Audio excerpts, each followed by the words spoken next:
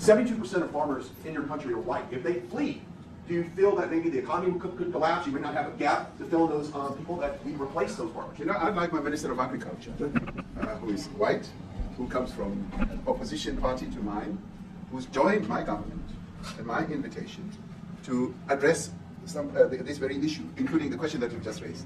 John? Thank you very much, Mr. President. Yeah. Mr. President, thank you for welcoming us to the White House. I would say we have a rural safety problem in South Africa. I don't think anyone wants to candy coat that. And it requires a lot of effort to get on top of it. It's going to require more policing resources. It's going to require different strategy to be able to deal with it.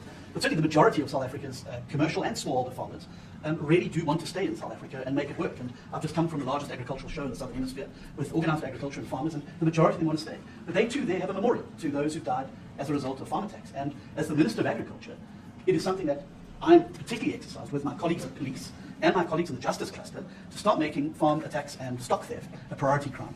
And it affects all farmers in South Africa, particularly stock theft. It has a disproportionate effect on smallholder black farmers. I also want to just say this, that the two individuals that are in that video that you've seen are both leaders of opposition minority parties in South Africa, Mkhonto weSizwe under Mr. Zuma, and the economic freedom fighters under Mr. Malema.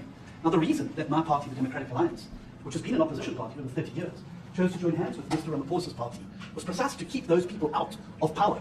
We cannot have those people sitting in the union buildings making decisions. And that is why after 30 years of us exchanging barbs across the floor in Parliament and trying to get one over on each other, we've decided to join hands precisely to keep that lot out of government. Because the day they get in to the doors of the union buildings in South Africa or control of our Parliament, that's what you're going to see. And that's why this government, working together, needs the support of our allies around the world so that we can strengthen our hand, grow our economy, and shut the door forever on that rabble getting through the doors of the union buildings. Because then South Africa's future would be. So you denounced that type of language in the video that you saw? Oh yes, we've always done so. As government, as my own party, we are completely opposed to that. We, in 1955, adopted a document which said South Africa belongs to all who live in it. But why wouldn't you arrest that man? That man said, kill the white farmers, kill the white farmers. And then he danced, and he's dancing, and it's kill the white farmers.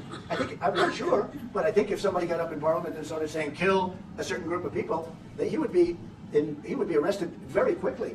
That man is going all over South Africa, and that's not a small party. That was a stadium that holds 100,000 people, and I hardly saw an empty seat. That's a lot of people. That's a lot of representation. And those crosses, we have dead white people, dead white farmers, mostly. And you take a look at Australia. They're being inundated, and we're being inundated with people that want to get out. And their farm is valueless. It's valueless. And they just want to get out with their life. And this is a very serious situation. And if we had a real news or real press or media, we don't have that because they won't talk about this because they're all guys like that idiot. But if we had a real press, it would be exposed. And you know, the beauty of exposing it is it's like a cleansing action. When it gets exposed, it'll get fixed. That's why it'll get fixed.